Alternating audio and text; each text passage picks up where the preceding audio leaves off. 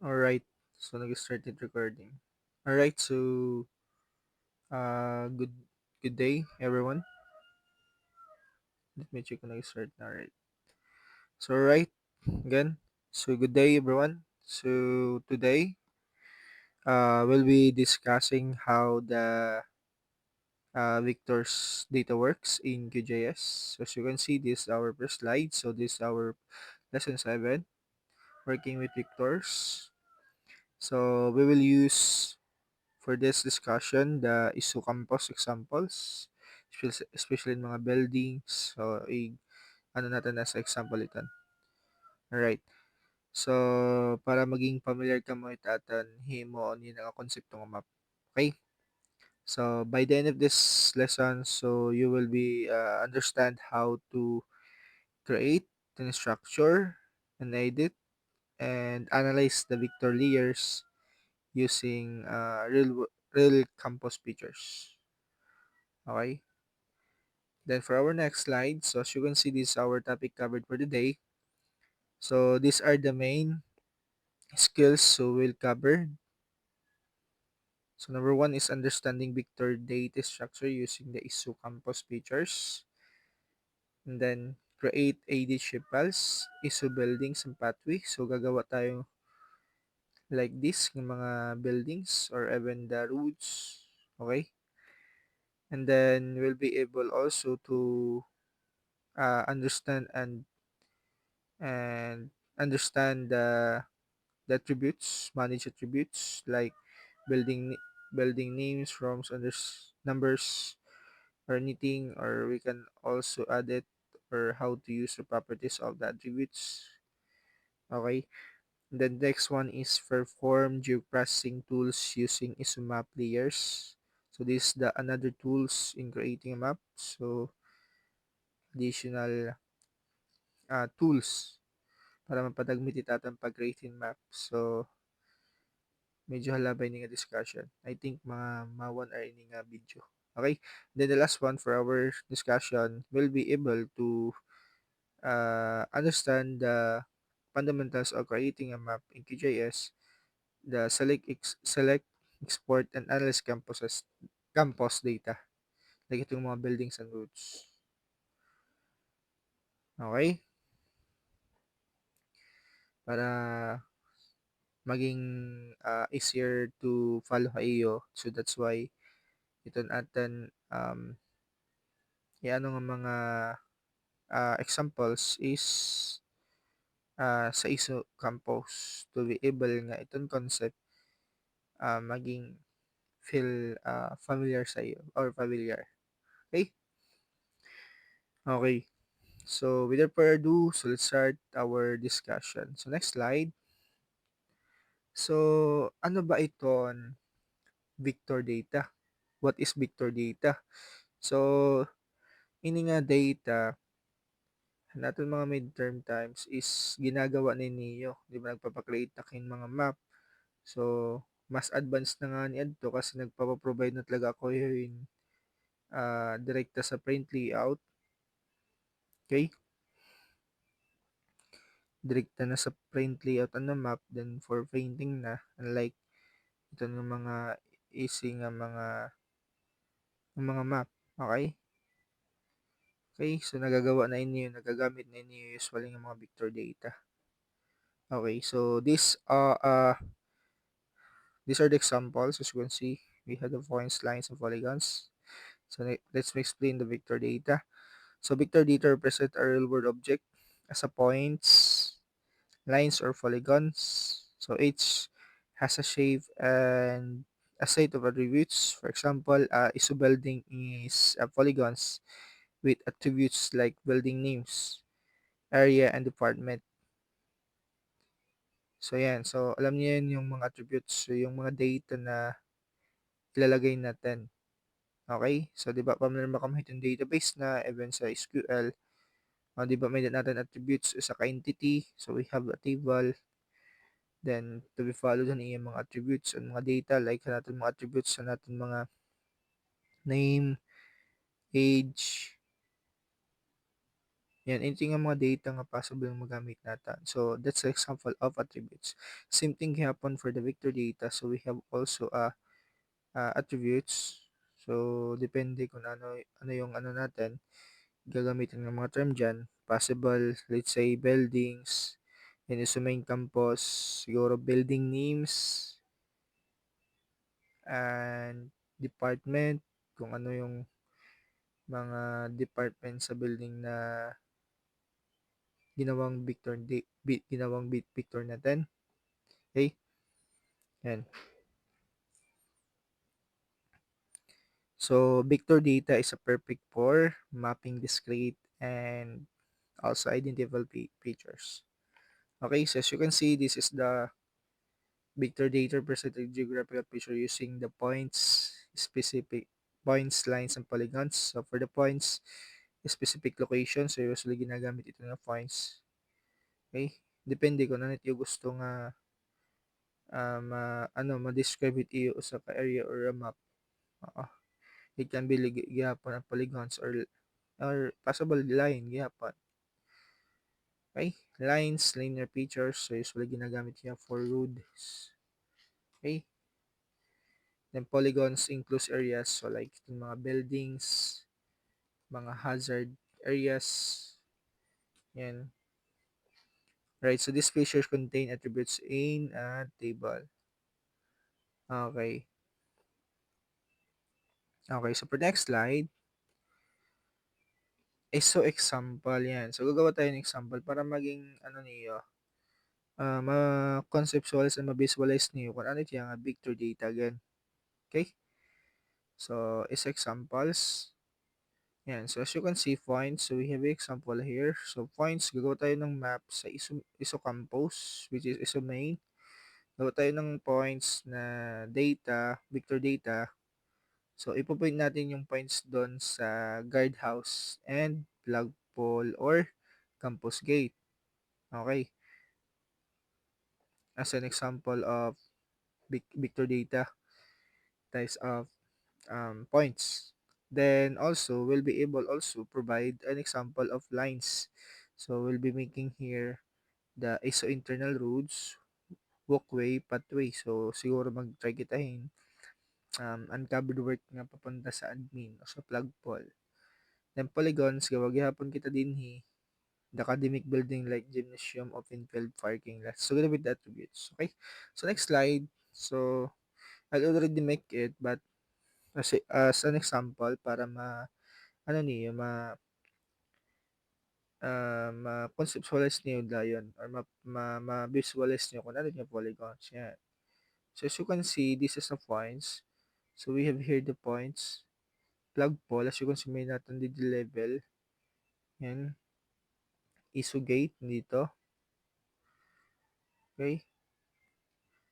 And then, we have the guardhouse. Then, as you can see, we have here the line. But, dash lang na natin types ng line din, nga part na ginamit.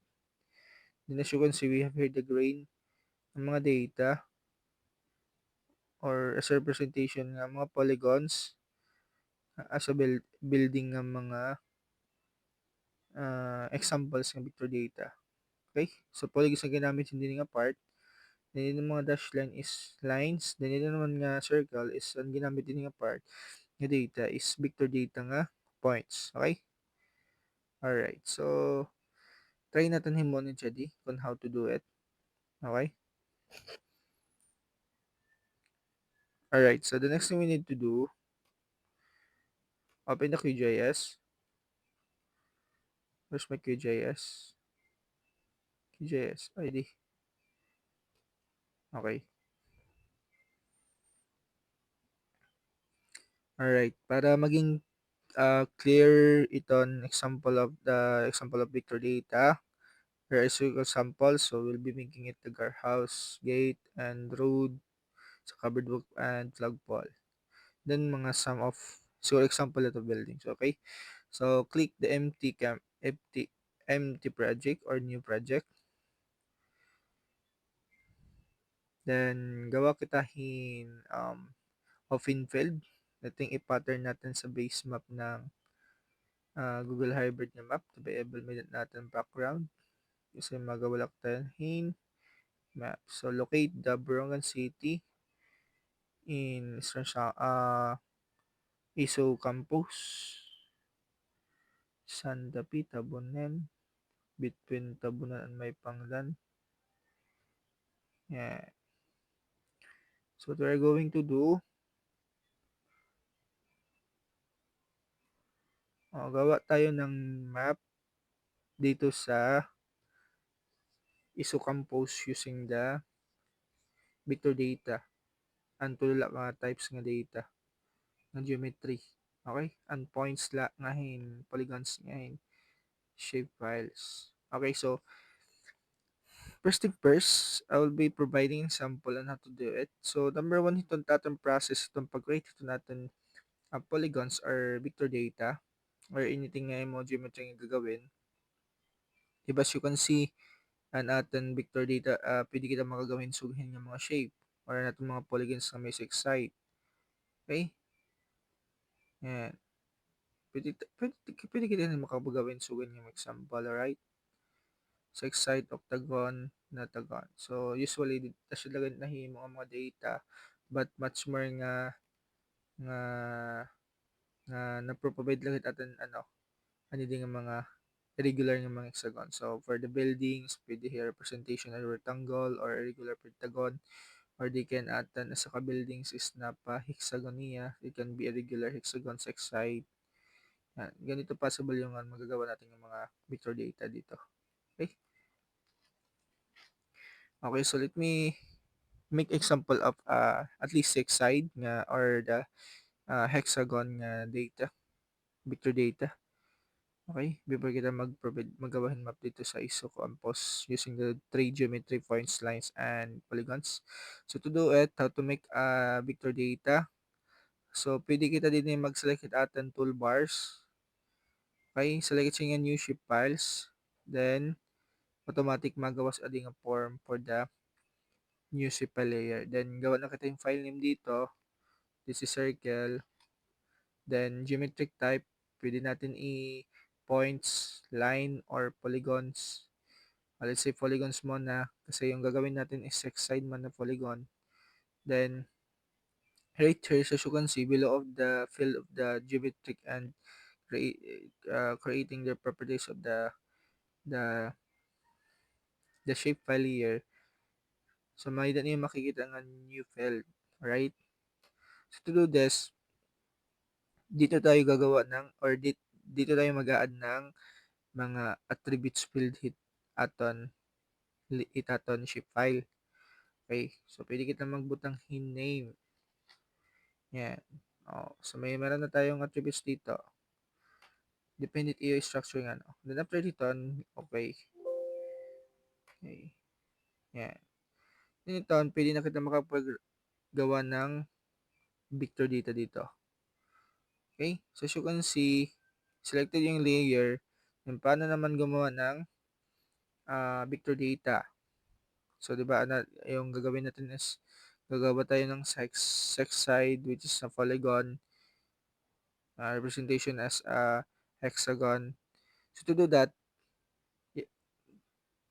navigate this toggle editing. Alright. Then, click it on. Then, select the add polygon features or shortcut key Control plus. Okay. Then, click it. Then, automatically magagawa na tayo ng Yan. Yan. Then, automatic yung attributes gagawin natin dito. Lalabas yan. Then, lagay tayo ng ID. So, as you can see, first vector data, divide natin into number one nga data. Then, lagyan natin ng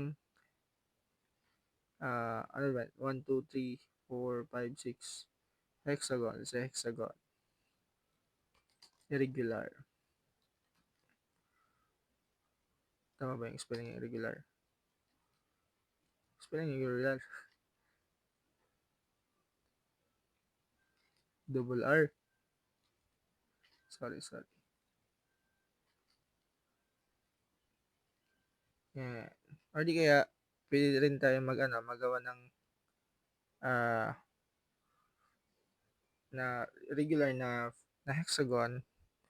Pili tayo dito sa toolbar kung anong type natin gagawin na polygons, or it can be direkta na side kasi merong option dito na mga geometric shape types, okay? Para maging regular. So as you can see, click the add polygon features, then navigate this one, then select the digest shape, and automatic masiselect itong hexagon regular size. And 2, 4, 6 side. And ID, as you can see, pang ikadwa na hiya nga polygons dito sa layer na circle, so it can be ID2. Okay, so kayong maglalagay ng attributes nyo including the ID, hindi pareho sa pwede rin sa database, di ba? Kasi sa database pwede natin ito i-automatic using the auto increment. Pag-check lang sa MySQL natin sa MariaDB, automatic na mag-a-add yung niya ng ID. Pero dito sa walang automatic sa QGIS pag-add ng attributes. So, kahit lagay yung maglalagay ng attributes ng layer nyo, including the ID. So, sa regular hexagon. Yan. O, diba? To sex site. Yan. Alright, so let's go back to the examples that we will be making it the isocompasses. So right now, add tayo ng subat representation. Add tayo ng points. I-point natin dito sa guardhouse and isugate and plug pole. So to do that, select picture data or di dito tayo sa layer. And then create layer. Then select the new shape file layer. Then automatic lalabas yung form ng new shape file layer or the model. Okay? Let's say points or di kaya points. Pangalan natin as a points na data. Then yung data natin na geometric types na ilalagay sa map natin is points man. Okay? Then lagay tayo ng name kasi maglalagay tayo ng name kung ano yung na points na paglagyan natin. Kasi as you can see, tatlo yung lalagyan natin na points. Okay? Or na that points. Guardhouse and gate and plug pole. So meaning, lagay tayo ng different ng mga attributes nila. Yan. Okay. Axis daw. So right now, okay. Then select this. Then wala na nang gagawin dyan. Then automatic i-paste na dyan sa guardhouse. Number 1. Then name it to guardhouse. Okay. Kasi kasi meron ng dito. Kunting dot. Yan. So to make it bigger, i-adjust natin. Punta tayo sa polygons. Nope. Dito sa symbology. Sa layering style. And then edit lang natin. Yan natin as bigger. Alright. So as you can see, lumaki na siya. Then, we'll be adding more para sa isugate. So, ID2 na hiya, isugate naman kita. Then, for the plug pole, so, dito tayo nag-plug dito sa my admin. And point it right here. Okay. Plug pole. Let's say plug polyton. Alright.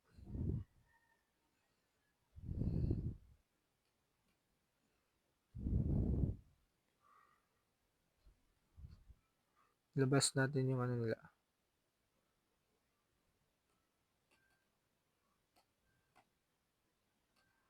Yung level nila. Kung ano yung mga data na okay, so you can see meron ng mga data. Plug pole, isugate guard. So, alright. Next one. So, you can see add tayo ng dito. ng roads na dash line papuntang sa may admin. So, let's do that. Again, same thing. Isip mo muna natin yung inad na points natin kasi gagawa tayo ng separate na, na layer sa polygons kasi roads na yung gagawin natin, hindi na points. Okay? Yung pag-save dito lang na save button, then click it, automatic masisave na yan. Okay? So, tayo ng another, lines. Yan, name. Kasi papakalanan natin as a covered book road. Okay, then select the toggle editing. So, as you can see, mahaba yan. Then, select the add line features. Then, point it sa may gate. Then, papuntang sa may flagpole. Then, pasobran natin papunta sa may smart building. Yan. Then, right-click it. Hello? Oh, no. Kaya pala kasi nakaano tayo. Digitize with segments natin para line yung lumabas. As you can see, meron siyang parang pula na line, pero hindi siya ano, yung visible niya. But it's alright. So, number 1 roads, covered walk.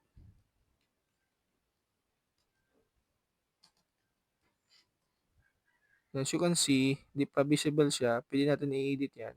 This symbology, yung reglet, yung natin palakihin natin. Yung gawin natin green para maging visible siya. Okay. Then, the next we need to do, let's go back. Then, i-assign natin yung type of style ng line natin. So, gawin natin, so, as you can see, example natin sa PPT natin is, sa presentation natin is dash line. So, gawin natin dash line dito. That line. Yeah. The next we need to do, examples, add tayo ng polygons as representation ng mga buildings sa main. So, I think di ko yung gagawin lahat dyan kasi marami. Then, save it. Pwede tayo magawa ng write it name, polygons. Then, select the geometric type. So, gawin natin polygons na kasi gagawa tayo ng shape na. Then, name, add field. So, very important ang length na kung ilan length yung ilalagay ng character. So, it can be 80. Adjust na lang dyan. Depende sa perspective nyo. Then, lagyan natin ng department na attributes kasi as you can see kasi may mga buildings natin, let's say yung mga sa CBMA, yung nag-class doon na program is I think 4 sa BHM, Business Accountancy, sa HRM, so yan. So, possible talaga natin ilagay dyan sa mga attributes na yan. Okay? Again, okay. Then, next, additionally nga guys, this is the CRS, very important kasi ito yung mga available na CRS natin. So, ito sa baba, isa for Western country ni.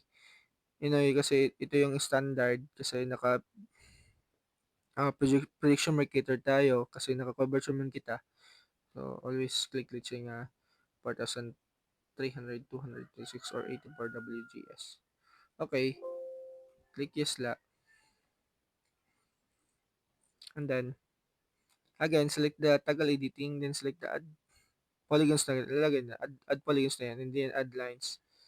Add polygons na yan. Okay? Then, point it, as you can see, kapag i-zoom ko yan, may lalabas na line dyan. So, click that. Yan.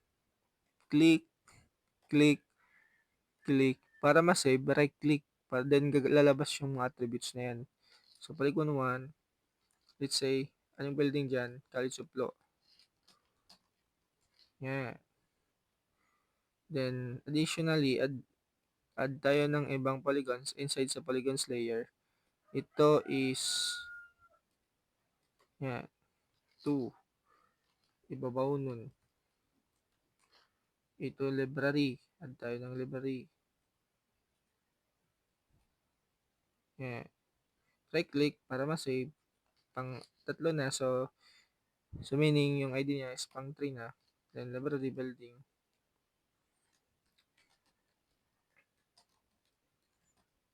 Alright. Then, add tayo ng additional. Pamay kayo sa graduate school. Dito yan. Graduate school. Right click for graduate school. Dito is CBMA. Let's say 5 nito yan. CBMA building. CBMA building. Hindi natin tatapusin yan kasi medyo marami. Ito yung co-ed. Lagay natin ng co-ed.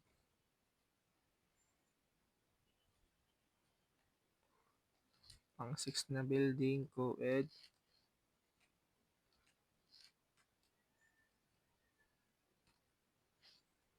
Click OK. Ano pa? Add tayo na sa admin.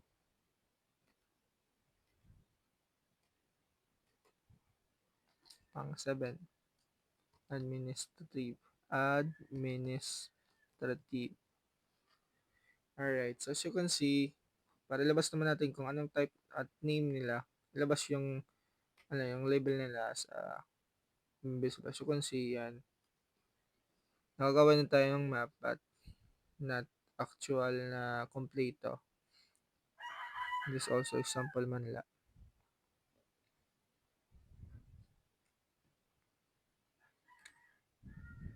Alright. Okay. Okay, this is the flagpole na dito sa may administrative building. And then yung issue gate dito sa may naman yung covered book. Papunta sa may admin. Then graduate school. Yan, mga buildings. Alright. So, let's go back to the presentation. Okay, starting 27 minutes na. Ang 5 pa lang ang slide. Okay, next slide. So, as you can see, vector features and attributes. Alright. So, these features is simply in any object on the map. Okay, so as you can see, so like the College of Engineering building, its attribute a store of the table. So this allows us to information such as building names, floor counts, or anything for dependent at attributes na ginlagay dyan. So including sa square meter. Yan. Okay?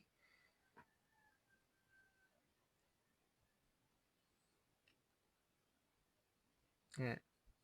So kanina, di ba naglalagay tayo ng ID na linalagyan natin manually na ID kung pang ilan na yung ID niya, kung pang ilan na attributes na doon sa isang layer, kung 1, 2, 3, then together with their name. So, that's the vector attributes. Okay?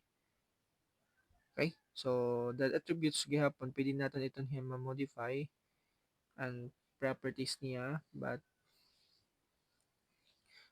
di kita pwede makapag-delete. Pwede kita makapag-delete. Dili, pwede makapag-rename. Pwede gihapon kita makapag-add. So, as you can see, this is an example of attributes table. Yan, agricultural engineering. So, next slide, so as you can see, vector features and the attributes. So, again, so, paano naman natin ma-access natin pinaka-attributes? Okay? Paano natin ma-access natin attributes? Paano natin makikita? Kasi kanina, automatic na nakikita din kapag nakakapaglagay natin. Then, let's say, may mga scenario natin nga kailangan natin makita ang isa ka attributes kung ang data, ang name, kung tama ba or asya. So, punta lang tayo sa layer, na specific na layer natin or kung ano yung titignan natin na attributes. And after that, right-click it. Where's the process? Wala ka, wala ka include ang kuan.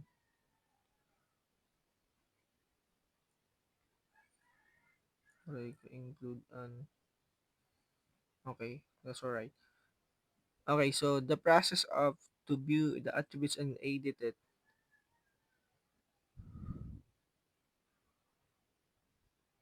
Okay, di man. Mapunta tayo sa para makita natin, we'll move on to the vector features and attributes. So go to the layer, then select the layer that you want to check the attributes kung okay na ba. Then right click it, then select the open attributes table, then automatic mapupunta tayo dito sa table natin. Yeah. So let me see here. So as you can see this buildings indicating a points. Right click it, then select the open attributes. Then this is the open attributes table. So as you can see, we have here that data, complete atong data nga nasulod na ang mga shape files nito nga layer. So as you can see, try nga data, then minit natin different types of name, o different layers, so points, so card house, and isugate, and plug. So let's try the polygons. Kasi damo may tatong polygons yung nga pink. Again, open layer, then minit natin college of law, bound on library building, it will 7 main college. Yan. Okay. Pwede ka pa niya makalawan ito attributes directly to toolbars. So by enabling it into the view toolbars. So yan. I-check lang niya yung attributes table. Let me say. Yan. So kasi may malabas dito. Then select this table. Then before ka ngayon mag-select ng table, select lang kung ano yung kukalawan ng attributes. Or it can be line. Ito ng line. Then tingnan mo. Covered walk. Yan lang. Okay. Let's go back to the discussion.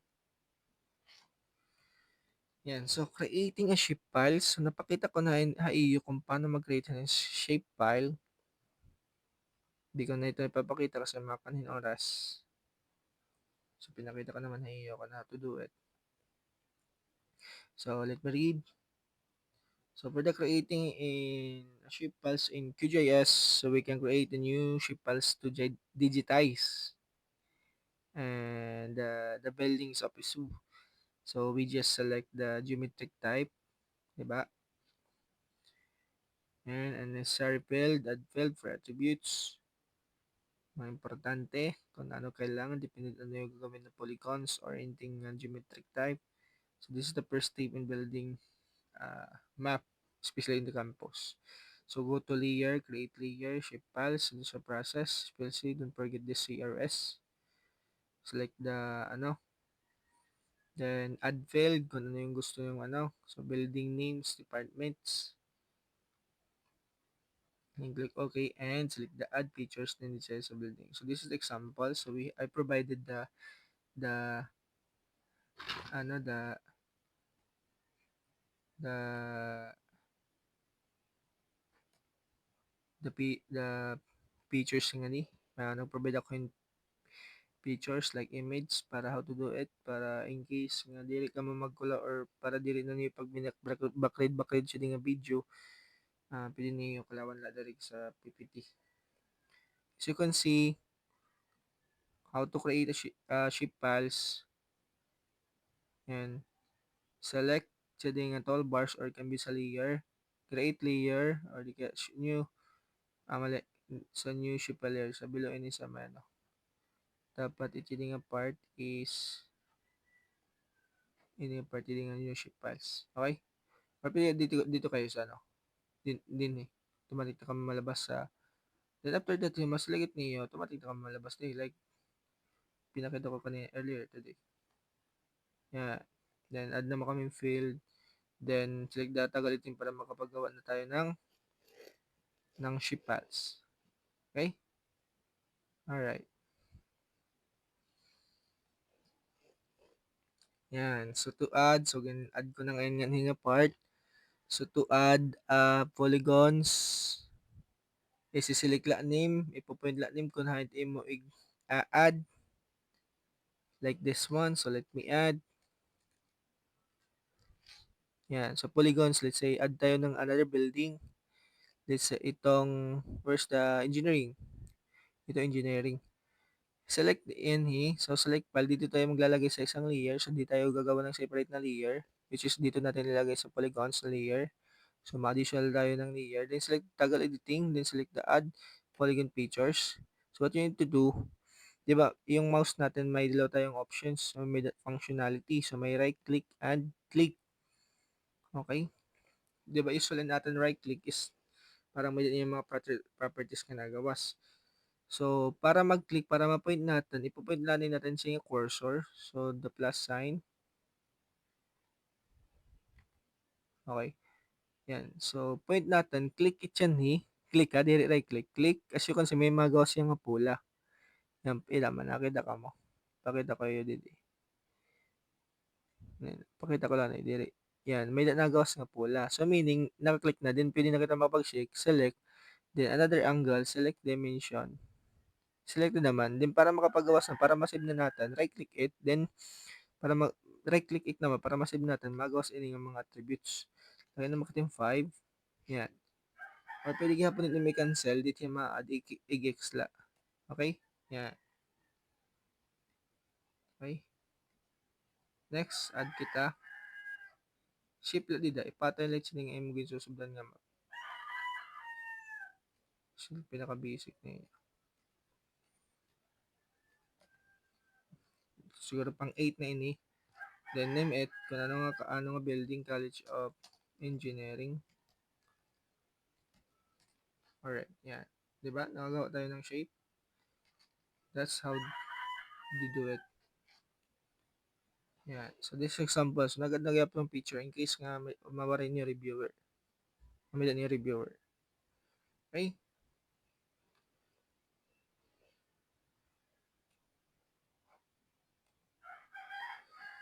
So, next slide. Alright, so editing attributes naman. So, paano mag-edit, paano mag-add in another field name or another column, or we call it attributes, lalagyan ng data natin. Okay? So, to do it, the first thing we need to do is uh, uh, uh, select the layer, then we can update it. Then punta mo tayo sa open attributes table, then option the properties, malabas siya, then tapos we can do is pwede kita makapag-add ng data, makapag-edit or add new field attributes anytime. So let's say for example, adding a number of classroom. Yan, as you can see, meron na tayong example dito. So it help us analyze classroom distribution. Attributes editing is essential for keeping our data accurate and useful. So as you can see, so we have here the data. So mapapansin mo natin yung pictures dito sa presentation natin. Ang natin attributes din is ID, department, in area. So tatlong attributes. Ito yung sinasabi ko. 'Di ba? Yung attributes natin field is meron tayong ID, department, and area. Alright. So what we need to do, mag-add kita or mag-update kita ng data. So to add a data in attributes, add a new field. So let's say mag-add tayo ng number of classroom. So right click the layer, or it can be ISO buildings. Then open attributes table. Ang pinakita ko kanina. Then add field numbers. Then input values ICT's building. Okay? Education building, 18 engineers building yan. So the explanation here is this allows you to analyze classroom availability per building. So for analyzing here, so let's say statistic, counting a classroom, so accounting a possible nga vacancy of the building, nga pwede pa paglasiyan, yan. Especially na right now kasi we are facing a calamity, ouch, calamity of um earthquake. So we cannot uh, implement a synchronous class. Okay? Kasi nga wala pa tayong availability ng mga classroom kasi we are under on observing with other mga buildings. Okay, so yun na nga for analyzing or statistic. the data. So we can add a number of classrooms. So to do that, go to QGIS. Before that ngayon. So next slide ngayon. So this is the properties of attributes tables. As you can see, di ba, nga itong table, i-limit yung option. So we have the toggle editing gyapon para ma-edit natin at available natin sa mga, other mga properties. Click the toggle editing, multiple editing attributes, and save. So this is the save button. And the next slide is this is the select pictures, select all attributes, the select pictures, and bird select pictures. Hindi naman add new fields, as you can see. Delete new field, delete natin. Organize, reorder the column of field attributes. So to add naman attributes, I provide an example here. Okay?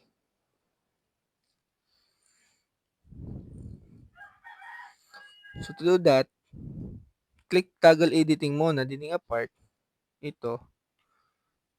Ito muna nga part. Then next one, select nyo yung new field.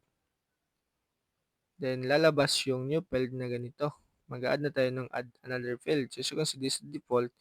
So what we need to do, mag-add tayo ng another field na number of classrooms. So this is the name of our additional attributes. Then need mo i-select ito on types of the data, kung integers or string or text. Yan, din ang length natin i-select niya data. Pera ka sequence of text. Okay? Then click OK. Magkakamit na kita hindi nga field. Then automatic pwede natin siya ma-edit. Auto-enable na siya pag-update natin data. Pwede kita maglagay na. After that, pwede natin i-save na by clicking ito nga button. Or di kaya ini. Okay? Okay, let me do this in QGIS. So let's see polygons. Pwede kita comedy para makatawad na output attributes. Yan. So select the toggle editing. Okay, wait muna. Yan, enable na siya. Then what we need to do, add new field kita. Let's say number of room. Then gawin natin yan na type na data as an integer kasi di man hit text. Integer man lang 32-bit or 64-bit. Okay, ito can be 32 or 64-bit kung gaano lang kakasol. Yan. Yung gawin natin yung, let's say, 100. Okay.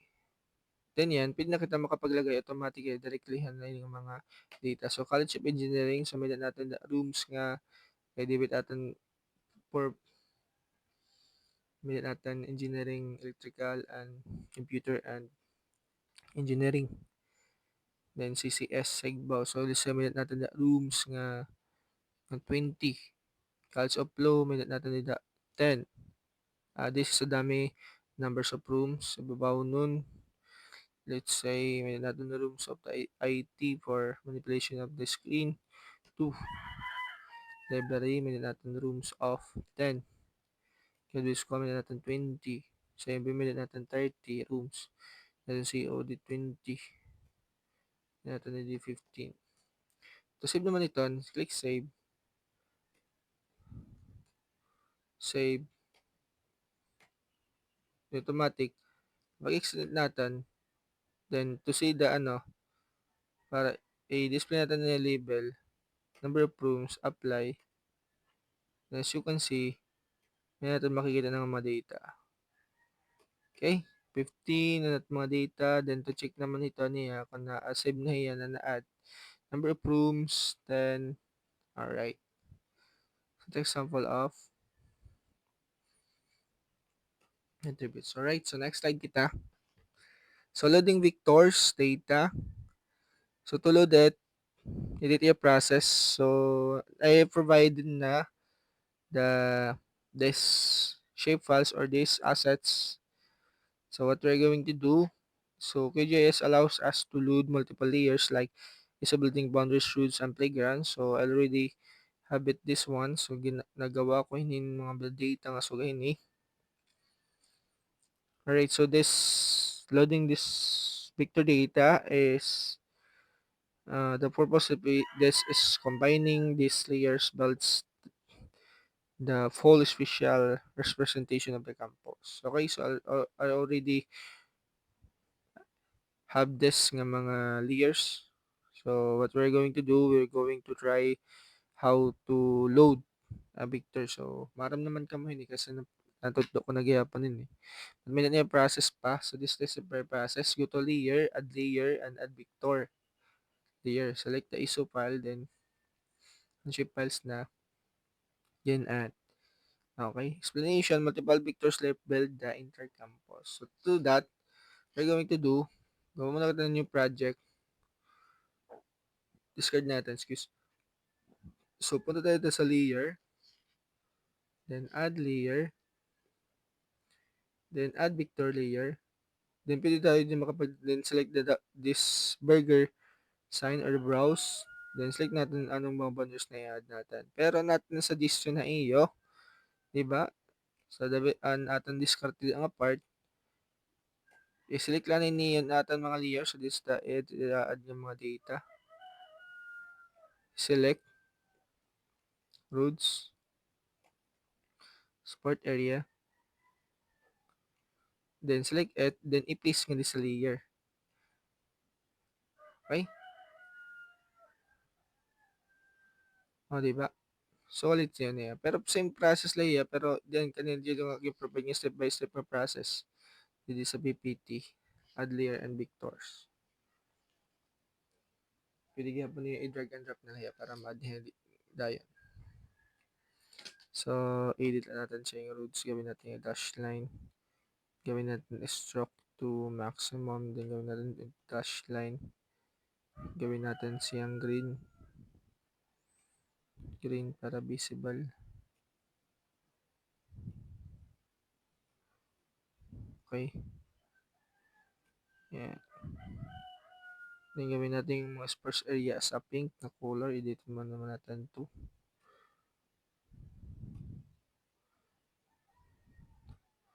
Then itong boundaries naman ng ISO, gawin natin yung lighting. Yan. Kasi medyo saturated kasi. Sige. So, yun nga akong ginload ng mga shape files is may niya mga specific na mga attributes. But this is for only ISO map. Yan. So, you can see for ISO line here. Yan. But this is limited only. I do not include other mga houses sa ISO main kasi mahaba tatanong. Okay, yan. So, this is how to load vector shape files. Okay, next slide kita. Reordering. So, napakita ko na reordering. Sorry, wala ko kapakita iyo. Yan, di ba kanina, nandito yan, natatahuban. So, the way we want to do is, pwede natin here, adjust by drag and drop to down or to up. Set the following order. O di kaya, pwede natin kinakomodyo sa symbology. Gray. Or pwede natin here, transparently setting boundaries. So, you can see, identify, i-hide niyo, unhide niyo, or di kaya pwede niyo iti transparency, i-adjust, to be able nga, identify niyo nga yan. Okay? Yan. Okay? Just na iti, transparency. Then, move it to button naman. Okay? Then, pwede natin ibalik ang color. Yan. That's the ordering data. Okay?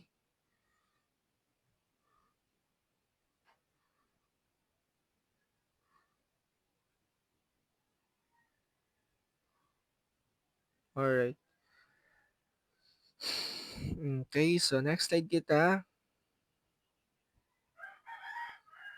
Okay, so that's for the working vectors. So now let's move on to the next slide. So in case may niyo mga clarification regarding the provided practical demo, aking pakita. Kung rin niyo pwede niyo balikan it video, ibalik niyo or di kaya diri niyo nagigets, pwede ka mo mag-chat akan Kung need niyong assistance or clarification, pwede ako na i-chat sa email or sa GC. Ha GC lang ngayon ka makapag-chat, dito ka ma-reply, kasi may mga pakiana. Kasi sa PM, direct PM, direct message, di ko nakikita mo check, lalaguhin na tatahuban. Okay. Now, let's move on to the next slide for our geoprocessing for our third to the last nga, nga, nga learning outcomes or topic covered. Alright, so geoprocessing tools. These tools help us to combine dreams, okay, makat, matrim, or extract in specific parts of the layer. They use heavily each real special analysis. So, usually ginagamit gihapon ni for analysis sa data, pag-analyze iton, counting iton, sa ka-detail like iton, let's say, kunyari sa ka-hazard zone, ng area, let's say, plus flood, then gusto natin identify and mga affected ng mga houses or mga buildings or mga nangingistar or let's say mga houses dito sa flood, pwede natin yan matrim using the tools or the geoprocessing tools. Okay, so this is an additional um, tools to be able nga mapasayon natin datong paggawit natin map. Okay? Important in here kasi these are fundamentals gyapon, then usually ginagamit gyapon natin ni all the time if creating a map. Especially yan na ang mga more on analysis kita kung iton area nga nalilinog, di ba? Or iton mga affected ni iton floods or disasters or tsunamis, coastal areas, mga urban areas, mga remote areas. Pwede natin ma-analyze iton mga houses nga affected. Okay, so we have here tools nga available, but may niya more nga mga tools in your processing, but this is the most common nga ginagamit and most useful. So we have the cliff, dissolve, intersect, union, difference, and symmetrical. Alright, so um let me deep dive nga usa nga mga tools. Okay? So for the cliff, so cliff extract the parts of the layer inside another. So meaning um tinatanggal niya or gin-extract niya an isa ka area from isa ka polygon within the isa naman nga polygon. Okay?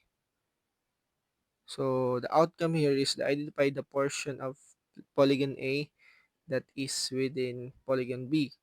Okay? Kumbaga, ginre-remove niya iton other parts nga outside iton isang area. So let's say, let's unhide this. So gusto na agad na mag-add kita yung polygons again. What to add it? Polygons. Yung natin yung polygons. Yung walang name. Ito natin dito sa bandang itaas. Then gawin natin siyang box.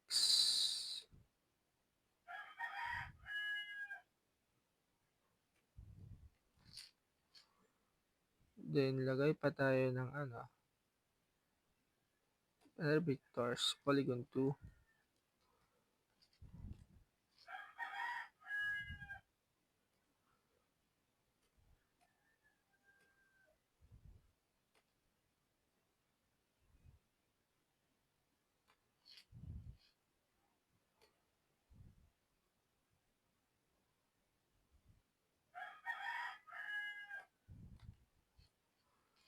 Yan. So, what you need to do, pakita ko ito yung part kung ano ito yung So, let's say, edit atin doon nga data, mga polygons. So, di ba niya description nito is used to clip tools extract the area of polygons a data fall within the polygon. So depende gihapon imo overlay nga part. So let's say kareg ko ma-extract iton um area disit siya di nga polygons 2 nga adit sulod hiton ni di nga polygons nga violet di nga square. So go to vector. Okay? Okay. Go to vector. Select the geopressing tools, then select the clip, then select the input polygon 2, then overlay yan. So gusto ko kunta din makuha niton data nga linapos di siya nga square take ang siya nga polygon 2. So input magiging labas it niya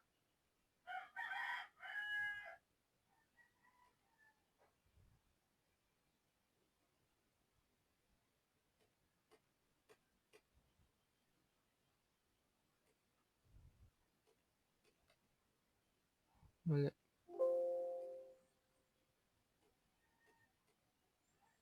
vector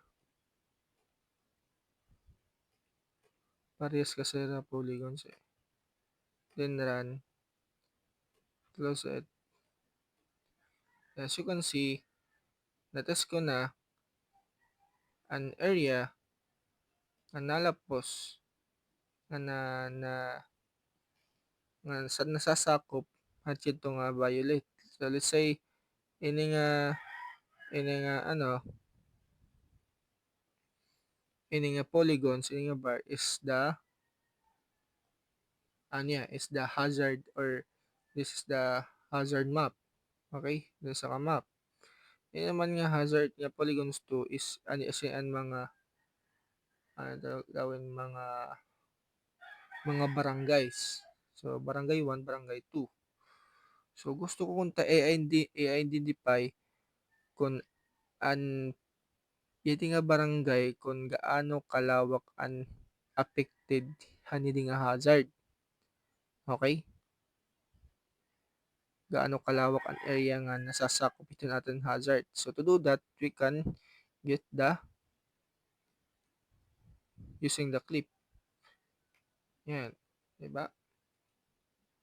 Yan. Asyaan ang duha ka barangay. Din naman pink nga affected nga areas sakop natin isa ka hazard area. Let's say plus floods siya konta. Okay? So that's the how use the clip. Ano. So next slide naman in our issue is example step by steps. So we will try it to our map. Okay? And using the clip, itatan isu campus. So what we're going to do here, so the purpose is extract data inside the boundary. So as you can see, atin map nga part.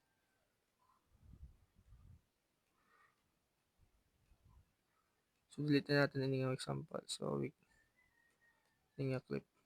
Remove. Yan. So ini nga part siguro, itatan i-remain nga ini nga boundaries it isu. So what we need to do, muna tayo ng ng mga houses inside sa issue.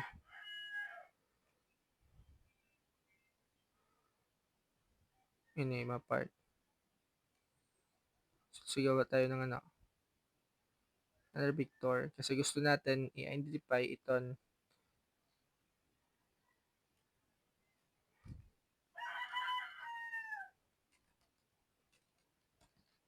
mga houses nga ada iton sulod aton boundary taton isu.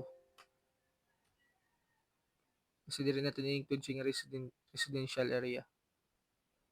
Okay, add kita mga balay kunta. Houses. Select the polygons. Select lang natin dito kasi gusto natin magawin Yan. Houses kunta ya based on business center. So usual business center man here. House 1. But this is example already.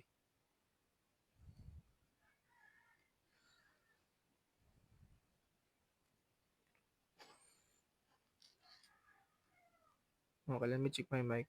Hello? Okay. 2, then the attributes name is house 2. Kahit dili natin lahatan nga balay. Cancel it. 3, house 3.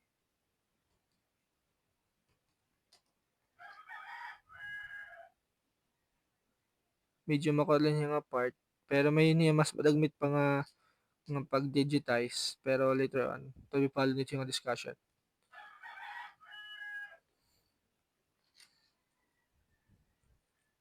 After ini, may dako activity iyo, doang activity. House 5.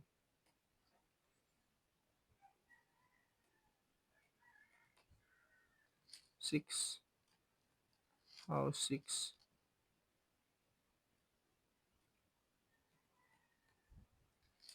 7. House 7.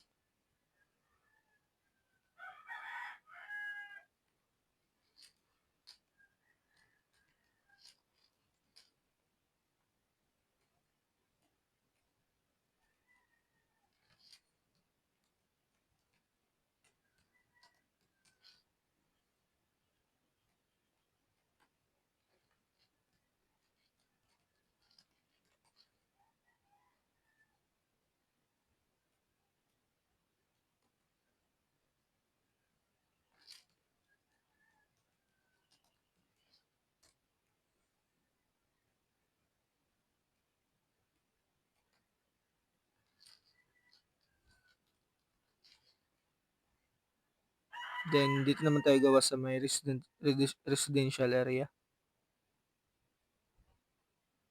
I think may bahay dito. May bahay dito. Yan, may bahay pala dito. Pang 14. House 14. 15.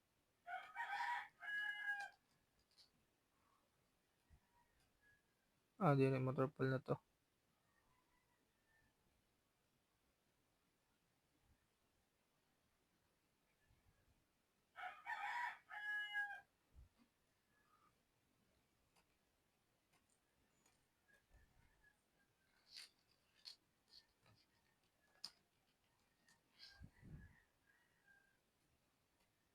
Medyo maoras din niya.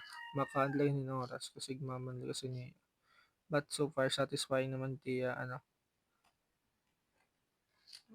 sa secret din nga part is wala ka choice, pero the thing we need to do, enjoy mo na lang. Para di ka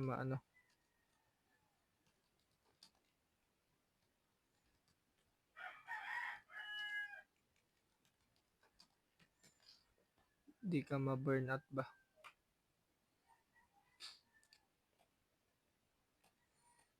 Dito tayo dito. Okay, 20. House 20.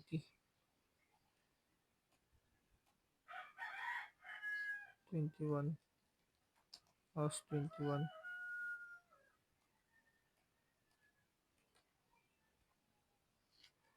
Dito.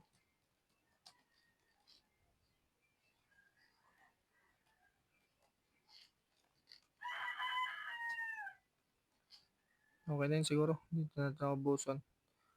Alright, so let's move on to the presentation. So what we're going to do is check natin itong data inside the boundary.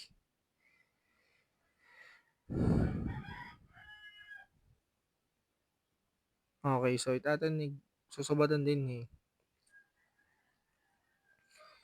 Okay, so i-check natin. Pwede ka pansin nga roots.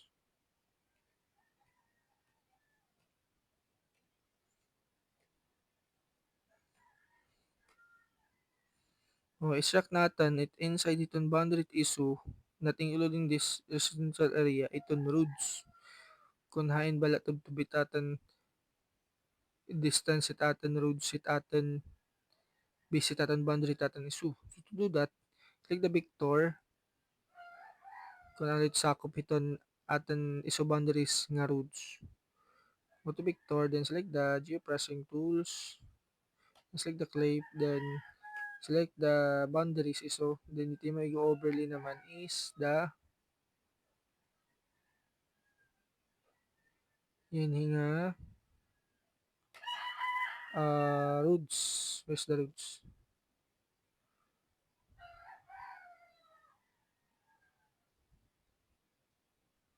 Where's the roads? Yeah, there available ang roads. Iso roads.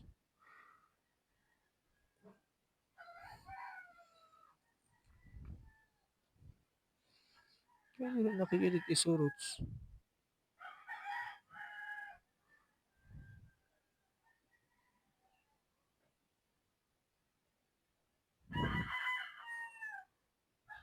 Oh my goodness.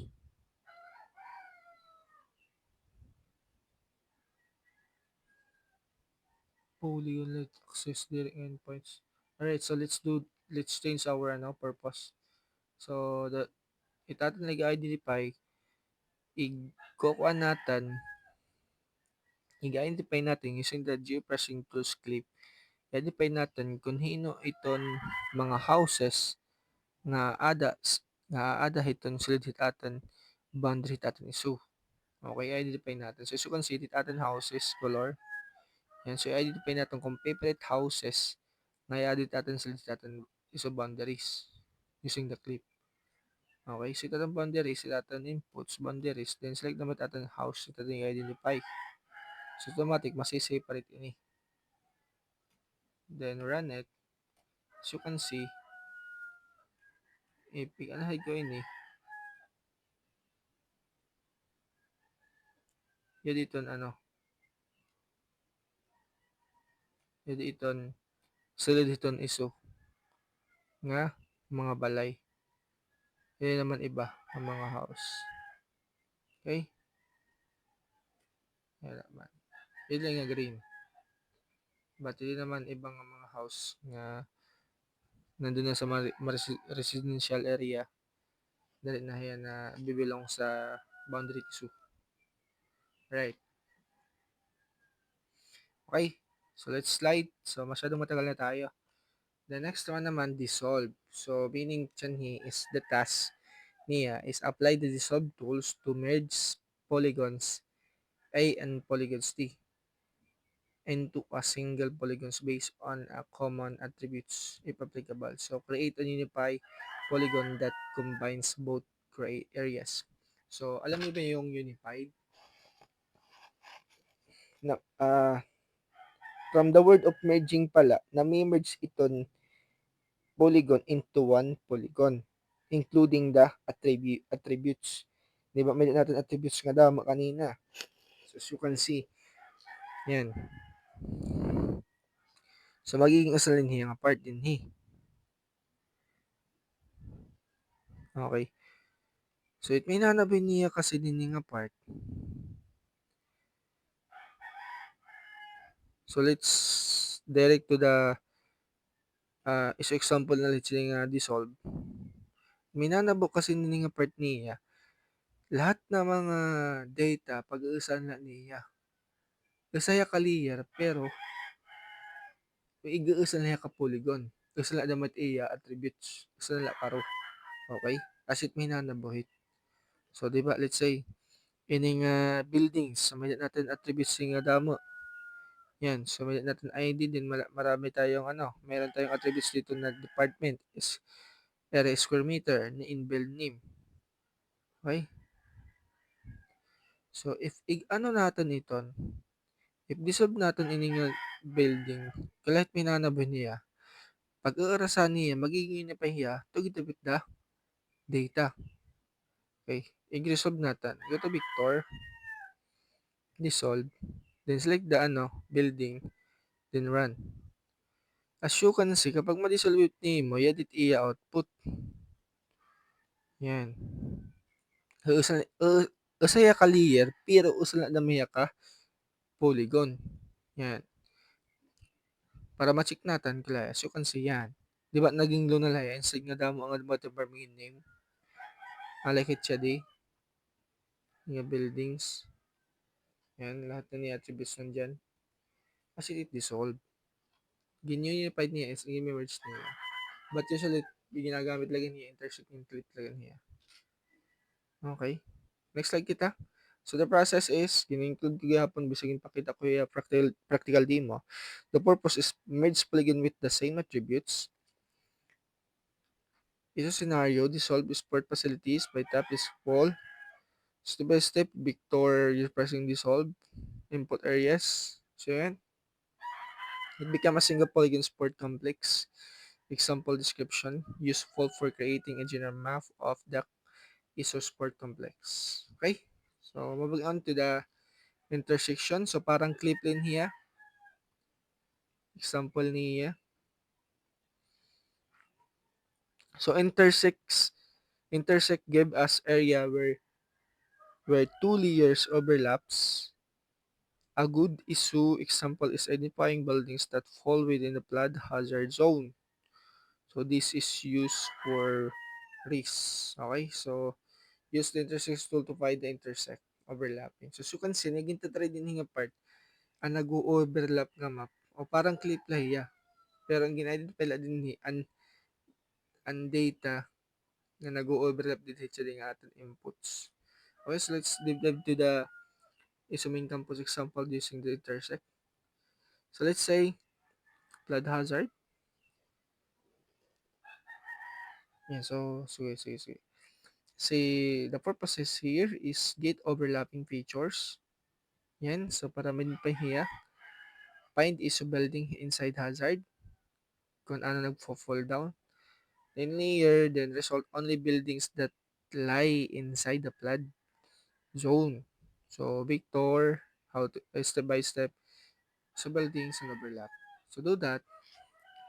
Gawa muna tayo ng ng hazard areas. So, let's say, high useful nga nababa din. Wala nga niya nababa sa save zone man. Siguro, dito lang sa may IT. Pamilyadas ko lang nabayan din ni. Name is Isu Flood Hazard. Isu Flood Hazard. Generalize na natin. So, dili natin na specific nga kung ano yung ano, sa flood hazard diya. Where is, dito natin ilalagay sa may hindi kasi din hinaba kasi sa may between na may chapel ngayon, sa may church. So, lagay natin tayo ng dito. Then, gawin natin siguro na circle. Circle na lang siguro.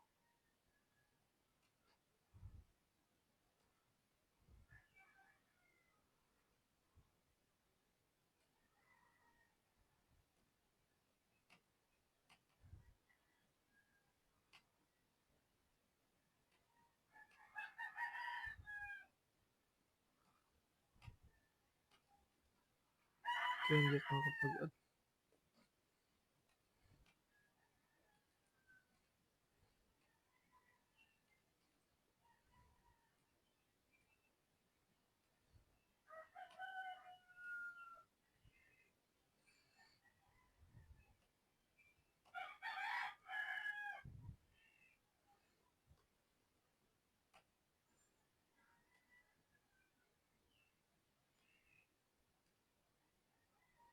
din nga part din eh.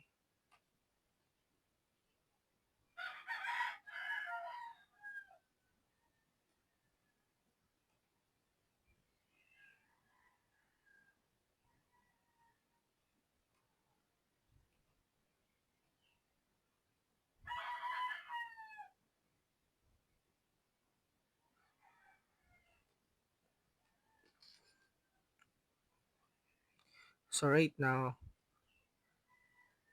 yan. So, what we're going to do, intilakon example nga nabaha kunta. Okay, so this is example only. So, what we're going to do, the intersect. So, i-identify nga lang natin kung iton, ano nga building iton, inside dito na zone hazard. So git overlapping nga nag-overlap nga nga building dito natin hazard. So as you can see, this is our hazard. Ini. What we need to do, i-identify natin kung anong building iton affected bising hazard kung pira ka areas gihapon. So to that, go to vectors, repressing, then select the intersection, then select the inputs, which the input is the building, then natin hazard is ito. Need to do, edit atin, ma-identify na natin areas. So this is the building, ito natin sa campus, chapel ngahin, BSIT or CCS. And as you can see, this is the affected areas, including mga buildings sa affected areas. So you can see, this is our issue flood hazard. Circle man here. Ayan. Okay? Gets?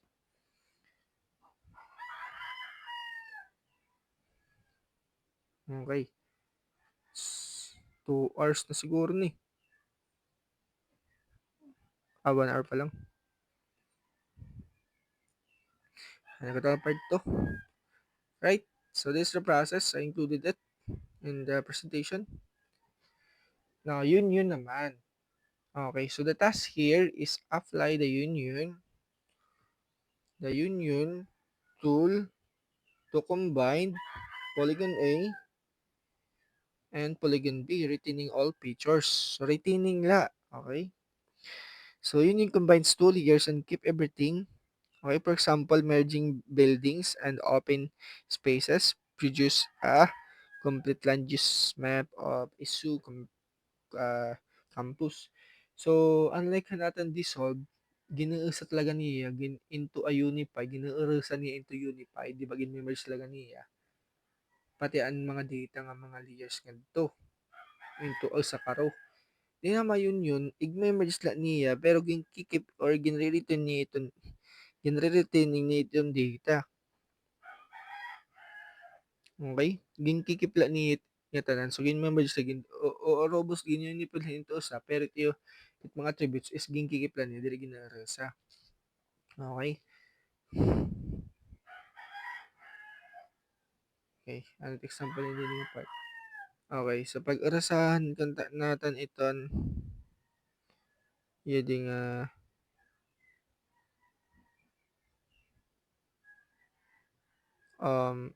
yun sport area ng roads.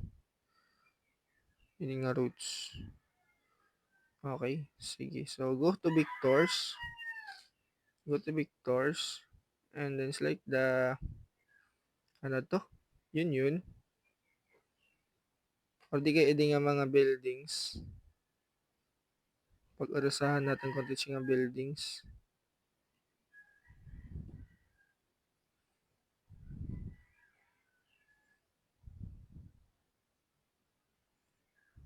O di kaya nala ini nga boundaries. So mag-ibit color niya kaya unified naman niya. Victor, Geopressing, then where is the union? Nope. Boundaries, then ISO, where is the ISO building? Then run, edit yung maging output. Okay.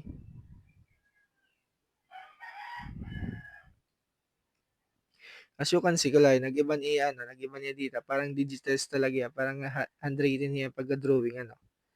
Okay, pero kulawan niya natin attributes niya. Nakiplag ya pa niya. Wala siya kadlugan.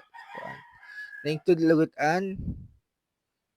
And, yun nga atin pinaka boundaries na natin isus. Tutudyan natin ito. Where is it?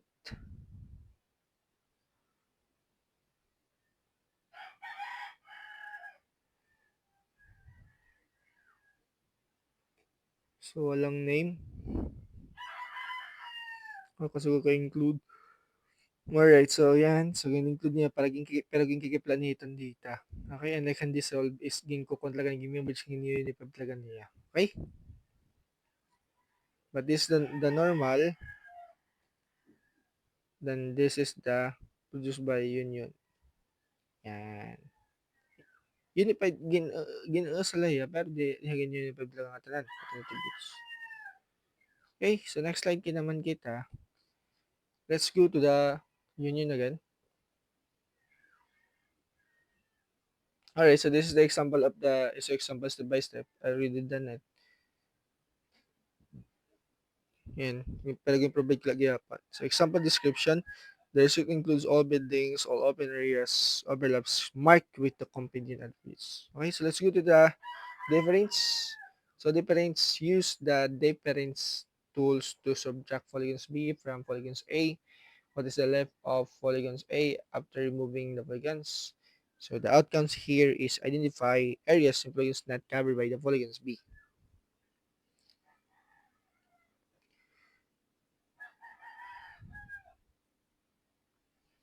Okay, so meaning to say, parang example ini nga mga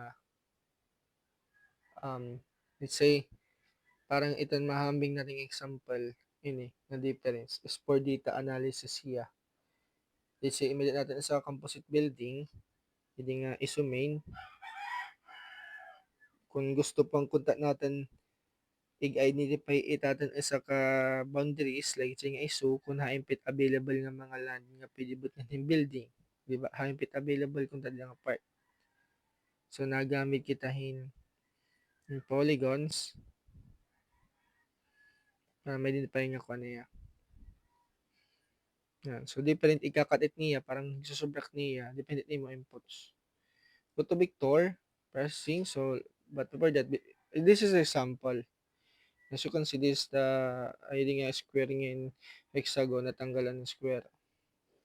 Okay? But as you can see, ayun mga affected areas. In different issue, example naman, step by step. Remove areas overlapping another layer.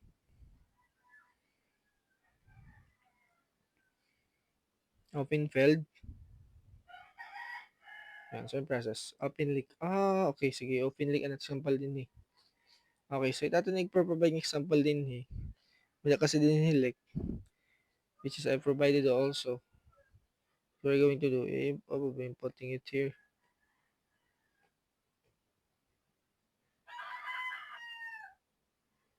Where's the link?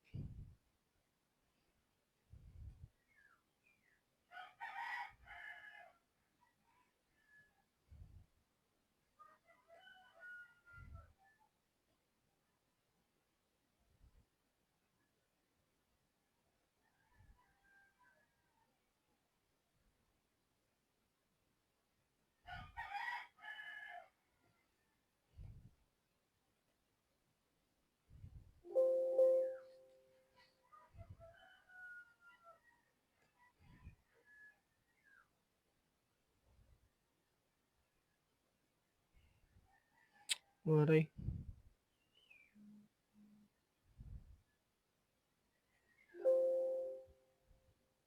Oh, it's already 5:39 in the morning.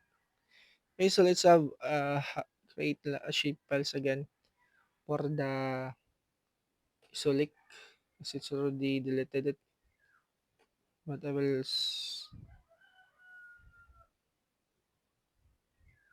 delete it first on my folder to be able na I will not be able to have a redundant file.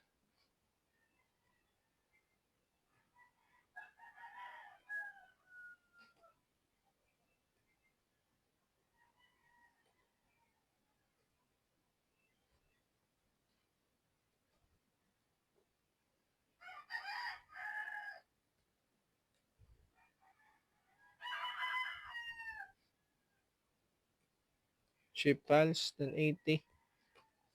Name, nilagay natin yung attributes. Okay. While editing.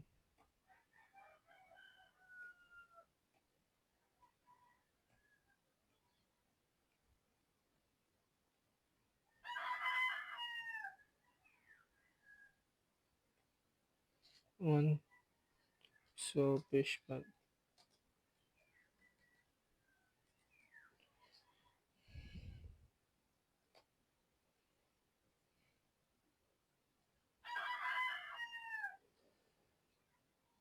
Line ba yun?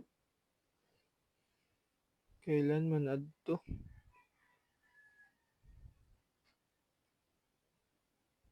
Gayatay, oy.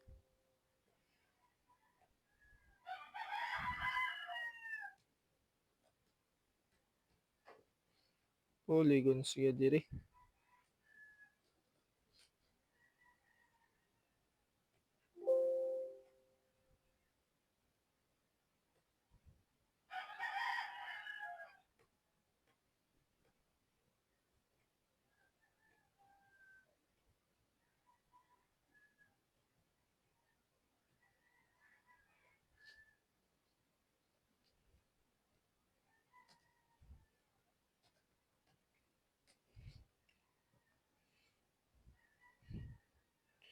Yan, alright. So, gusto ko kung tatanggalan content may da water leak din eh. Tatan isumin.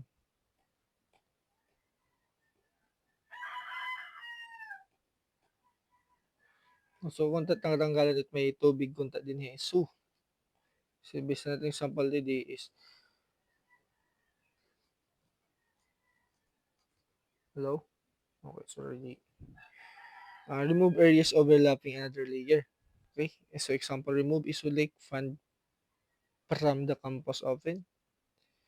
Sa water body. Okay, tatanggalin natin siya nga may tubig. So yung fish band, dito atin sa ka-boundaries. Dinhi. So we need to do, go to vector, processing, then select the difference. Then select the inputs to boundaries. Then we're gonna go to select, then run. As you can see, tatan maging output ni difference is an cut na nga data. Okay? So, tanggalin natin ang may fish pan. So, gina-identify natin din eh. Yan. Ang mga fish pan na ng areas. Same process kaya po ng building kung gusto niyo tanggalan din. Kung gusto niyo mag-identify pa kung pera pan space and possible nga butin ng buildings. Yan. Diba? Alright. To go with the samples of symmetrical difference.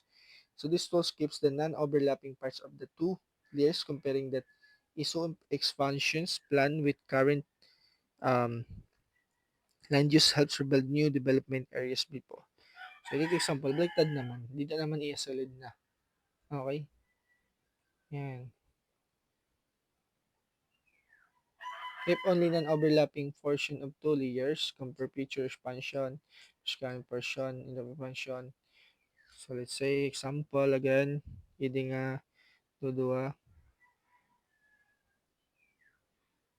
We try it.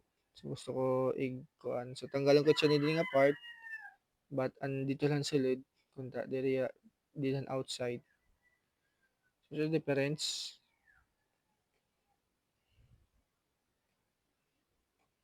Yeah. So this is the output of symmetrical difference. O, pasabit niyo yung magamitan ito um pagkat niya mga hazard. Okay? Depende purpose. But usually kinagamit agad itong clip intersect niya yun. Yung difference at usually yung ginagamit ng mga vector tools, media processing. Alright? This is the process. You can include it. Okay, so for the final tips naman is so map workflow or creating a map. Before any series analysis, always check the CRS, consistency, use snapping when digiting, and validate geometries.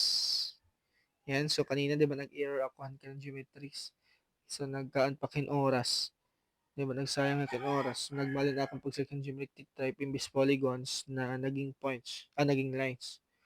'Di ba hassle? So always check it before then store backup copies, run geometric validation. So to do that, para magamit agad yung background copies, let's say yun nga isolate gusto ko i-save para ma-secure natin, highlight and rename.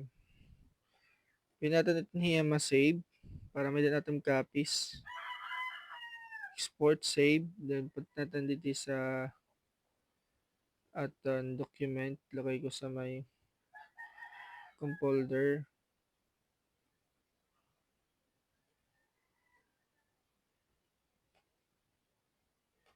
Yan. Para may natin always back up any case nga maglobat or maparang talap or mapurap. Okay? So this small step prevent before error and later. Okay? For the conclusion, working with Victor's data enables accurate issue, campus mapping, facilitate analysis, hazard assessment, and planning. Assuring your processing tools allows student to solve real-world campus management and problem. So that will be all. Thank you very much for your participation and pamati kapag matapos niyo, then makakonsider ka mo activity. Okay? Thank you. Goodbye. So kung may niyo clarification, pakiaan ng PDF niyo chat or chat kami GC para ma-answer natin. Thank you. Goodbye. Good morning and good day.